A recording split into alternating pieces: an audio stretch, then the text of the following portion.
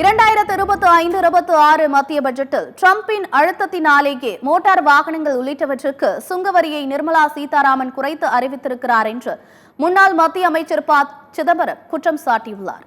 April 2ஆம் தேதி முதல் பல்வேறு நாடுகளுக்கு வரிகளை விதிக்கும் முடிவை அமெரிக்க அதிபர் டிரம்ப் தலைமையிலான அரசு எடுத்துள்ளது. இதுகுறித்து மாநிலங்களவையில் பேசிய ப. சிதம்பரம், அமெரிக்காவின் வரி விதிப்பு தொடர்பாக நாடாளுமன்றத்தில் விவாதமோ அல்லது எதிர்க்கட்சிகளுடன் கலந்து ஆலோசனை மேற்கொள்ளவோ இல்லை என குறிப்பிட்டார். வரி விதிப்பு மற்றும் வர்த்தக போரால் ஏற்றுமதியில் பாதிப்பு, குறைந்த அந்நிய நேரடி முதலீடு, பணவீக்கம் அதிகரிப்பு மற்றும் கரன்சி மதிப்பு குறைவு ஆகியவை ஏற்பட வழிவகுக்கும் என்று எச்சரித்தார்.